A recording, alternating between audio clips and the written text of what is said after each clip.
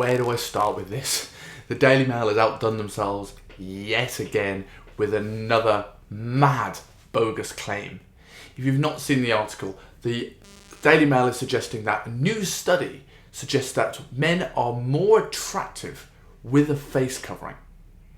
And the reason why I bring this up, other than the fact that it's utter madness, is the fact that it just shows that what science is. A lot of people looking at things, especially in the current world in the pandemic, but also in terms of fat loss results, look at the science as gospel. Look at it as just the facts.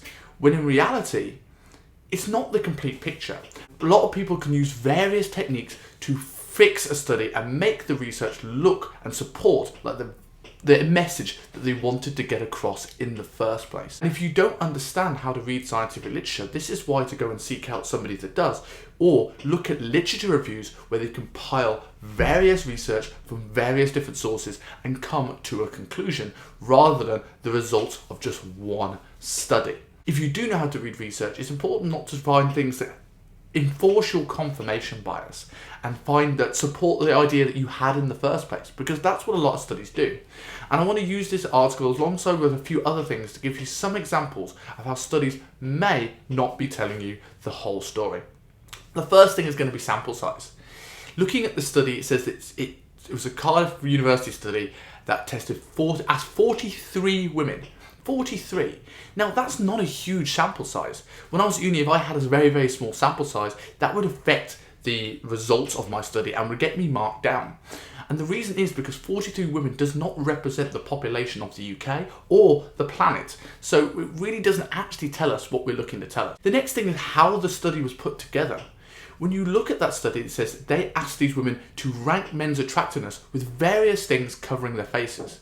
So it didn't necessarily compare the use of face masks and how someone was attractive with a face mask on compared to someone without a face mask. It compared someone with a face mask on compared to someone had something else covering their face. Now, if someone's walking around with a plate covering their face, I probably would find the person with a face mask more attractive too, because they're not a weirdo carrying a plate around with them. So it doesn't actually show what they need to. Another thing to look at this is correlation versus causation, which isn't really something that's in this study, but it's something that's banded around a lot when it comes to scientific research.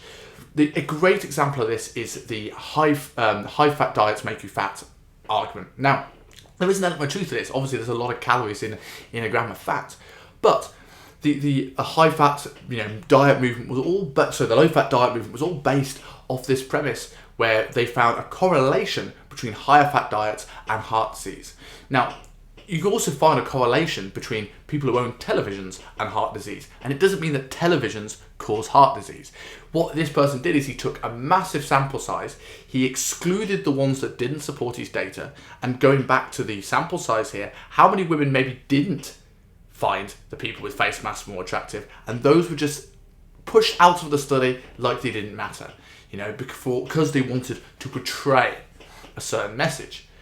But from that sample size that he had left, that small 50 countries that he had left in that study, he looked at a correlation. And that doesn't mean this caused this. It's just a coincidence that this here also related to this here. And it doesn't necessarily mean that that is the true answer. And the next thing we're going to look at is where is the study funded? A lot of times when you look at research, you'll find that it's funded by the people that have a vested interest in the result.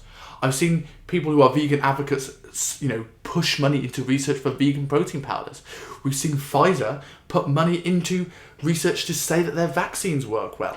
Now, they may have completely genuine motives in mind to find out, how their company does. But you've got to then take the results there with a pinch of salt from that study alone if there's a financial or vested interest from the study itself. So don't sit there and start going on dates with your face mask on unless you're going somewhere where it's mandatory by law. No, your face mask does not make you more attractive.